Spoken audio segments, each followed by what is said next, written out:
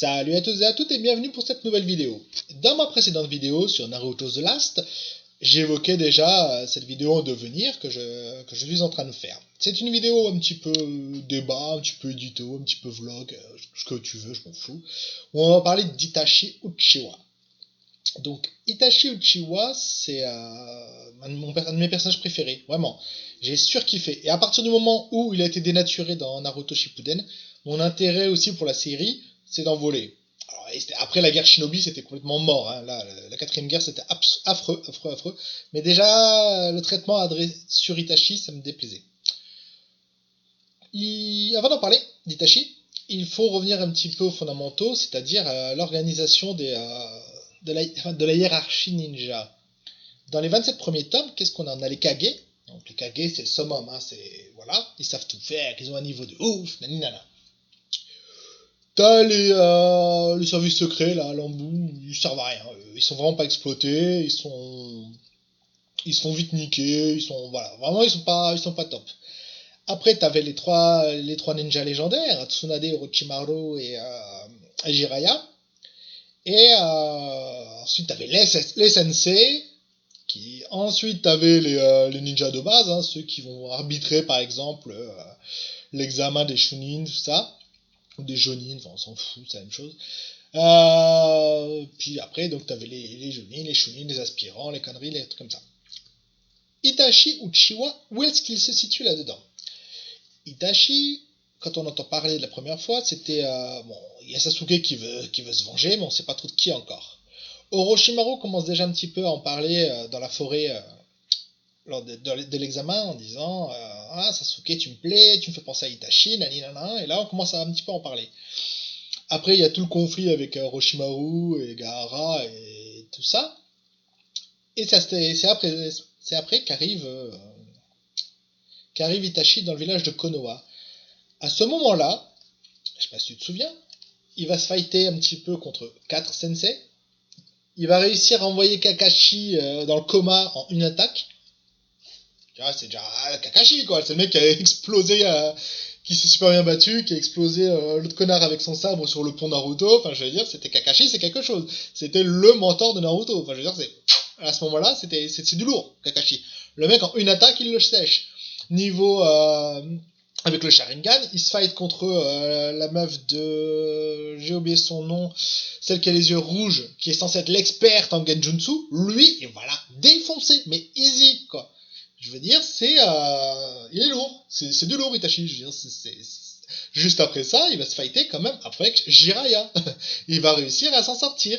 Et entre ces deux fights, qu'est-ce qu'il fait? Il va se prendre Sasuke, et en une attaque, il va réussir il va réussir à parer à Chidori, et après, il va complètement marave, et l'envoyer dans le coma, lui péter des os, enfin, je veux dire, il est vénère, il est badass, et il a une attitude. À chaque fois que tu le vois à l'écran, tu dis, oh putain, il claque, il transcende l'image, il sort de l'écran, il est ultra charismatique, il parle pas trop, il est calme, il est posé, jamais il prend un coup de pression, il te gère le truc. Dans le genre, moi, il m'a vraiment fait penser, par sa froideur, il m'a fait penser un petit peu à... Par sa froideur et sa méticulosité, il m'a fait penser à Cell de Dragon Ball. Et par sa cruauté, c'est comme le mec qui a exterminé et qui a génocidé le clan Uchiwa, sauf son frère, bah lui tout seul. Il me faisait penser un petit peu à Cell. Et moi, je le voyais vraiment comme étant un personnage vénère. C'était le mec qui m'impressionnait, quoi. C'était super technique, ultra rapide, katon, tout ça. Il gère tout. Il a une maîtrise du Sharingan, le kaléidoscope, les flammes noires. Enfin, il était mortel, Itachi. Tu sais, il y a le chat. Et après, il a changé. Il est devenu gentil. Parce qu'en fait, tu vois, c'était les Uchiwa qui étaient les méchants parce qu'ils voulaient faire un coup d'état. Et le Itachi, il a été gentil, il s'est sacrifié. Et voilà. Je veux dire, c'est totalement con, c'est totalement nul. Est-ce que c'est comme si tu disais, Freezer disait, j'ai exterminé les Saiyans, mais c'est parce que c'était des vilains mercenaires de l'espace. Finalement, je suis un gentil. Non.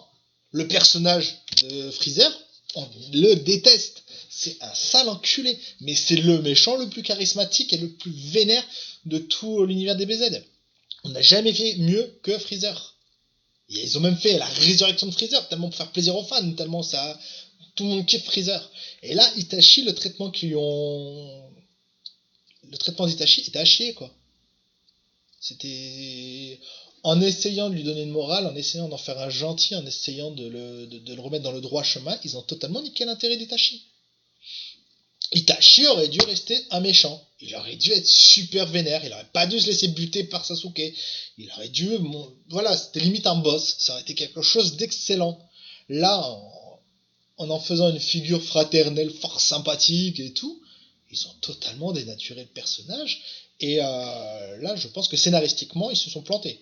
Et vraiment, ils sont passés à côté de quelque chose qui était exceptionnel. Ils auraient pu faire quelque chose de dantesque. Et non, ils en ont fait un truc naze. Alors bien sûr, tu me diras, quand il fait son petit... la résurrection, là, lorsqu'il est ressuscité, et qu'il se promène avec Pain, c'est classe. Oui, c'est classe. Et avec les yeux, il va réussir à sauver Naruto et Killer Bee. Il va réussir à exterminer Pain en 2-3 attaques, alors que Naruto, il a galéré comme un porc pour essayer de le battre. Respect.